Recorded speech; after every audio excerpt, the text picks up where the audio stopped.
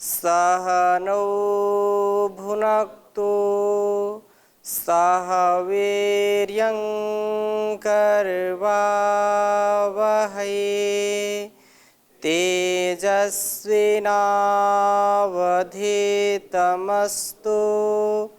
मा विद्विषावहै। ओम शांति शांति शांति। वैदिक जीवन पद्धति की इस कक्षा में आप सबका हार्दिक स्वागत है, अभिनंदन है।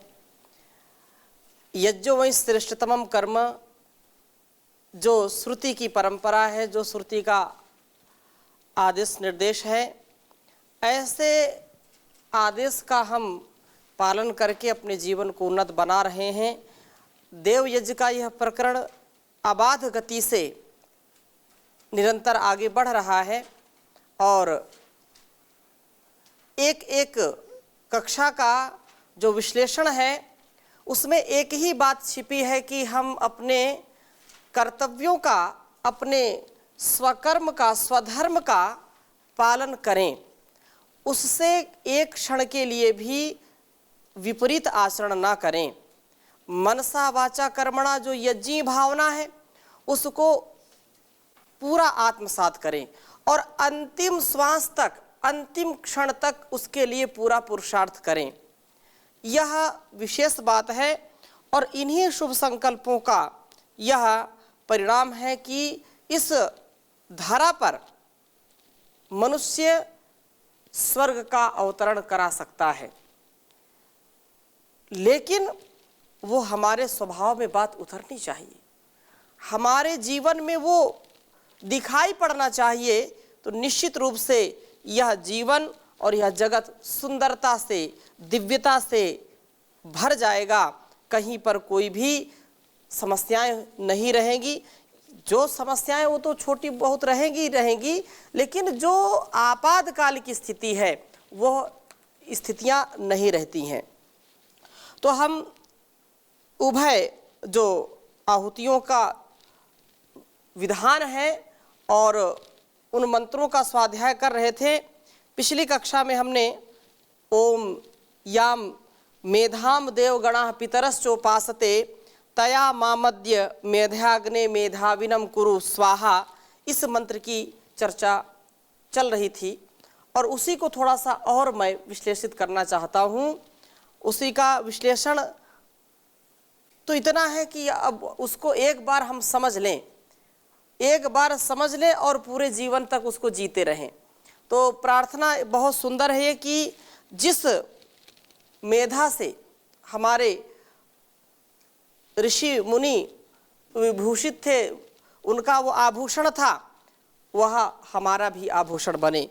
तो अग्नि क्योंकि प्रकाश स्वरूप है परमात्मा, वो ज्ञान स्वरूप है, इसलिए कहा हे अग्नि, अपने प्रकाश से विद्या का उपदेश करने वाले विद्वान, अध्यापक व जगदीश्वर, देवगणा सब विद्वानों के समूह और पितर पालक जानी लोग, याम जिस बुद्धि की और धन को उपासते, उसकी कामना करते हैं या उसकी उपासना करते हैं, सेवन करते हैं, उस तया, उस मेधा से माम, मुझको भी अद्य शीघ्र ही, अभी आज ही, स्वाहा सत्यवाणी से मेधाविनम, प्रशस्त मेधा वाला कुरु बनाओ।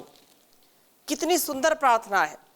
यदि मनुष्य का स्वभाव अच्छा हो जाए, उसकी बुद्धि की शुद्धि हो जाए, उसकी मेधा, उसकी प्रज्ञा, जैसा वो जानता है वैसा वो आचरण करने वाला बन जाए, तो संबंधों में कितनी दिव्यता आ जाए। हमारे ऋषि मुनियों की जो परंपरा है, जो चाहे महर्षि वाल्मीकि हो, महर्षि पाणिनि हो, पतंजलि हो, जैमिनी हो, कणाद हो, कपिल हो, गौतम हो, महर्षि दयानंद हो, अरविंद हो, विवेकानंद हो, सारे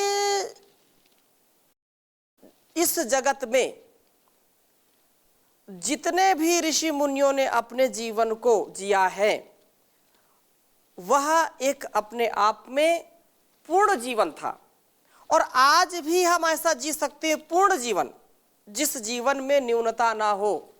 न्यूनता, पराधीनता, अपूर्णता, कुछ भी हम शब्द बोल सकते हैं, कह सकते हैं।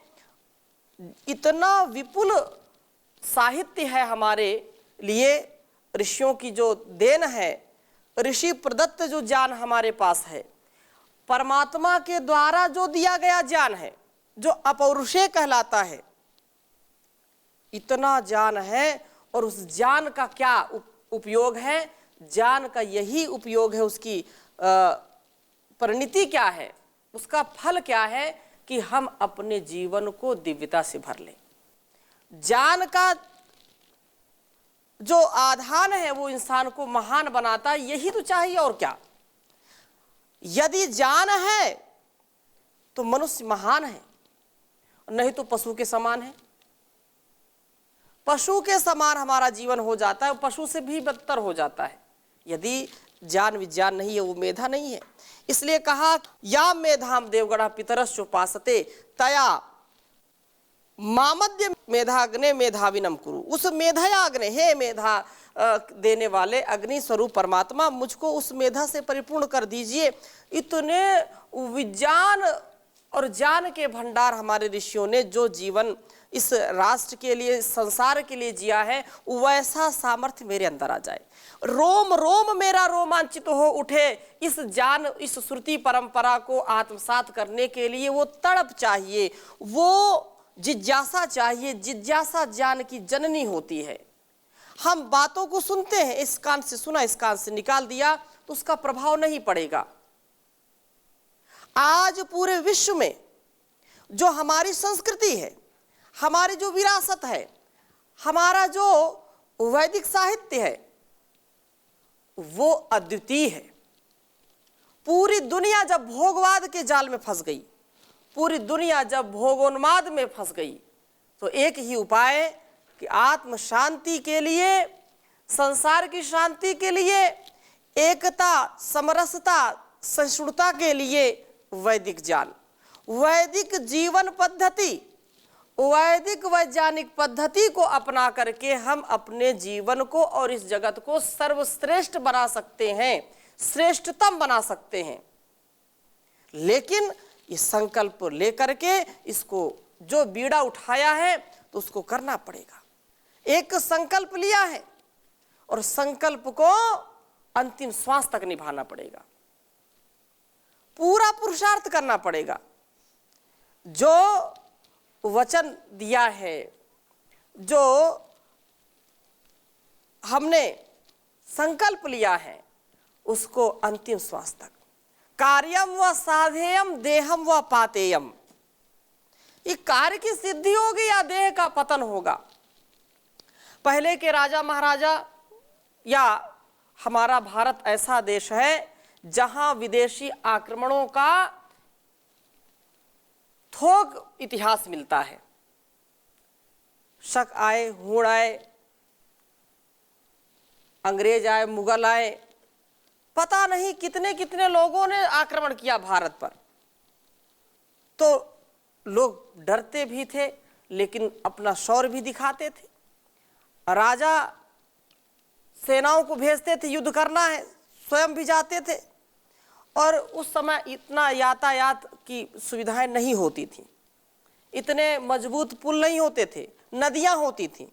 तो नदियों में कुछ पुल बना लेते थे और पुल बना करके जब पार हो जाते थे या जो भी रहता हो, जब सेना नदी पार हो गई तो पुल को तोड़वा दिया जाता था कि अब इस पार वो आने ना पाए। और नदी का इतना प्रवाह होता था कि उसको तैर करके कोई पार नहीं कर सकता था। तो सैनिकों के मन में एक ही बात होती थी, भाई या तो विजय की प्राप्ति होगी या तो वीरगति की प्राप्ति होगी, और कोई दूसरा ऑप्शन नहीं है। तो हमको जो वैदिक परंपरा है, वैदिक ज्ञान की जो सरणी है, इसको आत्मसात करके वैसा जीना पड़ेगा। वैसी मेधा यदि हमको मिली है तो उस मेधा का सदुपयोग करें। मेधा से अपने बौद्धिक सामर्थ्य को इतना हम जब प्रबल कर लेते हैं, बढ़ा लेते हैं, तो उसकी परिणति क्या है? उसकी परिणति है कि हम क्या सत्य है क्या असत्य है उसका विवेक हमारे अंदर जागृत हो जाता है। हमारे संबंध कैसे होने चाहिए, माता पिता का संबंध कैसे होना चाहिए, पिता और पुत्र का संबंध कैसे होना चाहिए, भाई भाई का संबंध कैसे होना चाहिए, पति पत्नी का संबंध कैसे होना चाहिए, जो हम रिलेशनशिप में जीते हैं, जो अनेक संबंधों से हम घिरे होते हैं। राष्ट्र के प्रति क्या संबंध हमारा संबंध है? मैं राष्ट्र का हूं, राष्ट्र मेरा है। मैं एक व्यक्ति नहीं हूं, राष्ट्र की अभिव्यक्ति हूं। इसलिए ये जो प्रार्थना है ये विचिर पृथक भावे की भावना है। मेधा का तात्पर्य क्या है? ऐसी मेधा कि जो सार सार को गहे थोथा दे उड़ाए। जो सत्य है, तथ्य है, उसका वो अनुसरण कर सके। जो हमारे लिए कल्याणकारी है, जो हमारे लिए बिल्कुल अनुकूल नहीं है, प्रतिकूल है, वैसे रास्ते पर हमको जाना नहीं है। आजकल की स्थिति ऐसी ही है कि नहीं जाना तो भी उंगली जरूर करनी है, ना बढ़ना है और ना बढ़ने देना है, टांग खींचना है। ये बुद्धिमान व्यक्ति का कार्य नहीं है। जिसके पास बौद्धिक क्षमता है उसी के पास सब प्रकार का बल है। बुद्धिर्यस्य बलम तस्य, जिसकी बुद्धि है उसी का बल है। हम लोग बोल देते हैं ऐसे, जिसकी लाठी उसी की भैंस। लाठी वो अलग बात है, अर्थात अगर हम शरीर से बलशाली हैं और बुद्धि से कमजोर हैं तो हमारा बल काम आने वाला नहीं है। हमारी बुद्धि, हमारी मेधा सबसे ज्यादा तीव्र होनी चाहिए। और आज जो दुनिया में हो रहा है, भारत जैसा देश जो सत्यव्रती, तपस्वी, त्यागी, बलिदानी, वीर वीरांगनाओं से परिपूर्ण, विद्वान और विदुषियों से परिपूर्ण भारत आज क्यों ऐसी स्थिति में है? उसके पीछे एक ही कारण है कि जो बुद्धिमान है वो उसकी बुद्धि दूसरी दिशा में चली गई, उल्टी दिशा में, उल्टी गंगा बहा दी। और जो लोग मिलजुल करके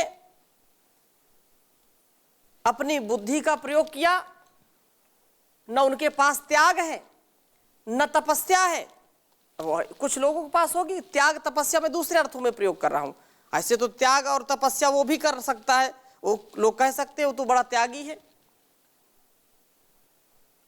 जो सात्विकता से परिपूर्ण है, जो आध्यात्मिकता से परिपूर्ण है और उससे जो त्याग, जो तपस्या होती है, वो उत्तम प्रकार की, प्रथम कोटि की वो तपस्या है। लेकिन लोगों ने अपनी बुद्धि और विवेक का प्रयोग केवल संबंधों को उलझाने में लगाया, आपस के टकराव में लगाया, आपसी स्वार्थपरता में लगाया, जिससे ये राष्ट्र की संस्कृति और विरासत मटिया मेट हो गई। ऐसी मेधा जिसमें देवत्व हो, असुरत्व ना हो, ऐसी मेधा जो दुरित दुर्गुण दुर्व्यसन को समझ करके उससे दूर हो जाए। अब राम रहीम के बंदे हैं, लेकिन कितने गंदे काम है, नशा, व्यभिचार, चोरी, ये सब क्या है? वो राष्ट्र जहां पर अगर कोई दीपक लेकर के भी ढूंढे तो एक भी नशेड़ी व्यक्ति नहीं मिलता था। कोई कितना अन्वेषण करे, कोई दुराचारी नहीं मिलता था जिस देश में। राजा अश्वघोष की जो उद्घोषणा है वो कोई ऐसा नहीं है। और आज भी ऐसे धीर गंभीर पवित्र लोगों का टोटा नहीं है भारतवर्ष में। आज भी ऐसे लोग हैं जिसके कारण अस्मिता कुछ बची हुई है। परम पूज्य स्वामी जी महाराज हजारों लाखों करोड़ों लोगों को जगाते हैं और स्वयं ऐसा जीवन जीते हैं। राम और कृष्ण की ये धारा, ऐसे त्यागी और बलिदानी महापुरुषों की ये धारा, हमको फिर से आवश्यकता है कि ऐसे जीवन को जिएं, अपनी संतति को, अपने परिवार को, अपने संसार को शुभ से भर दें। और हम पुरुषार्थ जब करेंगे तो जो कुछ भी घटित होगा शुभ होगा या शुभ की तैयारी होगी। अतः ये जो प्रार्थना है हम आज से इसको जीना शुरू कर दें और कुछ क्षण प्रार्थना करें, ईश्वर से प्रार्थना करें, पतित ना हो। ऐसे बुद्धिमान व्यक्ति यदि पतित हो जाए तो उसकी बुद्धि किस काम की। मेधावी अपने आप को कह रहा हो व्यक्ति और उसके आचरण, उसके व्यवहार इतने गंदे हों कि वह पतित हो जाए, ग्लानि में जिए, तनाव में जिए, ईर्षा द्वेष में जिए, तो ऐसा व्यक्ति कभी भी बुद्धिमान कहलाने के योग्य नहीं है। बुद्धिमान तो वही है जो अपनी इंद्रिय को, अपने सामर्थ्य को, अपने आत्मबल को और समाज बल को सदा बढ़ाने वाला हो और दूसरों को भी प्रेरित करने वाला हो, वही तो बुद्धिमान होगा। अतः हम सब इस प्रार्थना को जो इसमें कही गई है, यजुर्वेद के जो है 32वें अध्याय का 34वां मंत्र है ये, या मेधाम देवगणा पितरश्चोपासते, इसको हम आत्मसात करें, इसको उतारें अपने जीवन में और भव से पार हो जाएं। ऐसा यदि कर सकते हैं तो बहुत उन्नत बात होगी, नहीं तो पतन से कोई रोक नहीं सकता। मनुष्य का स्वभाव क्या है? मनुष्य का स्वभाव यह है कि इसको बार बार उठाना पड़ता है, बार बार इसको प्रेशर देना पड़ता है, प्रेरित करना पड़ता है। तो हम आत्म प्रेरणा से उत्प्रोत होकर के सदा आगे बढ़ते रहें। विधि और निषेध को समझें। मेधा का मतलब क्या है? विधि और निषेध। हम विधि को भी समझें और निषेध को भी समझें, तभी तो मेधा हमारी काम लायक है। ये पूरे शास्त्रों का निचोड़ क्या है? यही निचोड़ है कि विधि और निषेध, जो शास्त्रों में बात कही गई है उसको उसी अर्थ में हम, उसका निषेध क्या है, उसका विधि क्या है, अर्थात क्या करना है, क्या नहीं करना है, इतना यदि हमारे अंदर विवेक पैदा हो जाए तो हम शायद जीते जी स्वर्ग का सुख भोग लेंगे, जीते जी हम मोक्ष का सुख भोग लेंगे। यही तथ्य है, यही सत्य है। तो उस मेधा से, सत्यवाणी से आज मुझको अभी मेधावी कर दीजिए हे परमपिता परमेश्वर। तो ऐसा हम कर सके तो बहुत अच्छी बात है। इसके विषय में कोई प्रश्न आपका हो, आगे चलें। ओम स्वामी जी। जी। जैसे चर्चा में अभी पता चला कि बुद्धि बल बड़ा है या शरीर बल। जी। तो आपने शरीर बल, बुद्धि बल को प्राथमिकता दी, बुद्धि बल बड़ी है। जी। लेकिन प्रसंग में हम पढ़े हुए हैं कि 3 दिन तक पथ मांगते रघुपति सिंध किनारे, बैठे पढ़ते रहे छंद अनुनय के प्यारे प्यारे। ये अर्जुन जब रास्ता मांग रहे थे तो क्रोधित होकर उन्होंने बाण उठाया तो रास्ता मिला था उनको। हाँ, तो क्रोधित होकर के तो उठाए, जिसके पास सामर्थ्य है तो उसकी बात सुनी जाती है। सामर्थ्य तो है, लेकिन एक जो शरीर का बल है उसके द्वारा जो व्यक्ति दबाया जाता है, उसके द्वारा जो धाराशायी किया जाता है, कालांतर में जब उसका शारीरिक बल क्षीण हो जाता है तो फिर व्यक्ति उसके ऊपर हावी हो जाते हैं। लेकिन जो वैचारिक दृष्टि से, बौद्धिक दृष्टि से जो चीज दबाई जाती है वो जल्दी से उठती नहीं है। जो बुद्धि के द्वारा हम प्रचार प्रसार करते हैं, आज संसार में इसी का बोलबाला है। अब अंग्रेज तो चले गए, मुगल भी चले गए, लेकिन आज भी हम गुलाम हैं। कहने को तो आजाद है, लेकिन आज हमारे अंदर क्या है? वैचारिक गुलामी है। तो वो शरीर, अब वो उनका बल तो नहीं है ना, यहाँ बल काम कर रहा है क्या? शरीर का बल नहीं कर रहा, न उनकी कोई बंदूक यहाँ लगी है, न कोई उनके लोग लगे हैं, लेकिन जो मानसिक गुलामी उन्होंने हमारे अंदर डाल दी, बौद्धिक जो कमजोरी हमारी उन्होंने पकड़ करके और वहाँ अपनी बुद्धि लगा दी, इसलिए आज भी हम कुछ चीज़ों में तो अच्छे हैं, सच्चे हैं, लेकिन कुछ चीज़ें ऐसी हैं कि हम उन्हीं का अनुकरण करते हैं। अब ये चाहे हमारी सरकार की कमजोरी हो या कुछ ऐसे समझौते के कारण हो, जो भी कारण हो सकता, लेकिन बुद्धि तो लगाई उन्होंने, बुद्धि लगाई। आज भारतवर्ष पूरी दुनिया में आदर्श स्थिति में कुछ चीज़ों में है, जैसे परम पूज्य स्वामी जी ने योग का इतना प्रचार प्रसार किया और डंके की चोट पर जो है इस बात को कहा कि हमारी ये परंपरा है, हमारे ऋषियों की परंपरा है, और पूरी दुनिया ने एक स्वर से उसको माना, स्वीकार किया। आज चाहे कोई भी देश हो, योग की शक्ति को मानते हैं। तो ये एक तो अच्छा है, ये गुरुओं का देश है, भारत जो है विश्व गुरु है। लेकिन कई ऐसे हमारी कमजोरियां हैं जो देश के नाम पर कलंक लगाने वाले, धब्बा लगाने वाले। और वो क्या है? आपसी कमजोरी, आपसी टकराव, एक दूसरे का सिर नीचा करने की जो हमने ठानी है, ये नहीं जानते कि ये हमारा है। और वो कोई भी हो सकते हैं, मैं किसी एक मजहब, एक पंथ, एक व्यक्ति की बात नहीं करता हूँ। कुछ दुराग्राही हठ में जो बुद्धि तो है उनकी, लेकिन बुद्धि उल्टी जा रही है, बुद्धि की शुद्धि नहीं है, तो इससे हमारा देश टूट रहा है, हमारा देश कमजोर हो रहा है, आर्थिक पतन हो रहा है, चारित्रिक पतन हो रहा है, सामाजिक पतन हो रहा है। यदि बुद्धि ठीक ठीक काम करे तो ये राष्ट्र दुनिया का सिरमौर हो जाए, आर्थिक स्थिति में, चारित्रिक स्थिति में और सामाजिक स्थिति में इसका कोई लोहा नहीं ले सकता है आज भी। लेकिन क्या है? बुद्धि तो है, लेकिन वो कमजोर कर रही है, देश को खोखला कर रही है। इसलिए मैं बार बार इस बात को कहता हूं, ये भारत माता है ना, रोती है कभी कभी। किसी कवि ने लिखा है, अजब दुख दर्द सहती हूँ, गमों से गम जदा होकर, टपकते खून के आंसू इन आंखों से रवा होकर। उठो ऐ आर वीरों, वेदों का डंका बजा दो तुम, सोई हुई आर्य जाति को मेरे लालो जगा दो तुम। जो हमारी संस्कृति है, आर्यावर्त है ये।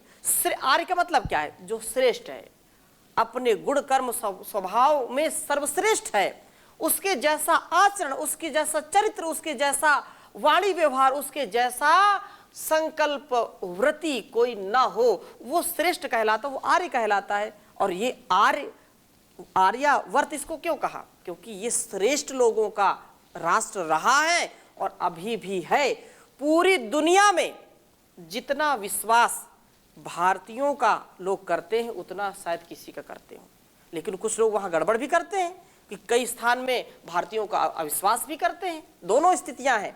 लेकिन सच्ची आज जो अमेरिका पूरी दुनिया का सिरमौर बना हुआ है ना, वहाँ की स्थिति यह है कि सबसे ज्यादा जो सनातन परंपरा है उसको लोग मानने वाले हैं।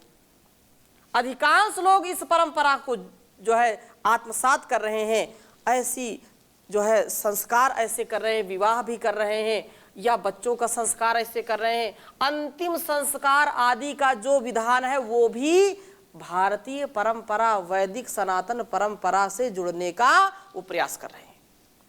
तो इसका तात्पर्य क्या है? इसके पीछे बौद्धिक क्षमता है, आत्मबल, शरीर, आत्मबल तो वो तो सर्वश्रेष्ठ है, लेकिन शरीर का बल, धन बल, जन बल ये छोटा पड़ जाता है जब बौद्धिक बल लगता है। ठीक है स्वामी जी, लेकिन बौद्धिक बल बढ़ाने के लिए हमारी सरकार की जो बजट है वो डिफेंस में, जहाँ तक मुझे पता है कि सुरक्षा में ज़्यादा बजट खर्च होती है और शिक्षा में कम। तो हम निश्चित रूप से ये हमारी कमजोरी है। जितनी उच्च शिक्षा होगी राष्ट्र की, उतना सशक्त राष्ट्र बनेगा। अब दूसरी बात यह है, सुरक्षा भी हमको रखनी है। इसका तात्पर्य ये नहीं, अगर हम अपने शिक्षा को अच्छा बना रहे हैं, हम तो अच्छे बन गए, लेकिन बगल वाला तो मूर्ख है, बगल वाले को तो पता नहीं, बगल पड़ोसी देश को वो तुरंत हमला करेगा। तो हमको उसको भी देखना है, और वहां भी बुद्धि बल लगता है कि नहीं लगता। केवल वहां पर खड़े होने से काम नहीं चलता है, बहुत दिमाग से काम करना पड़ता है।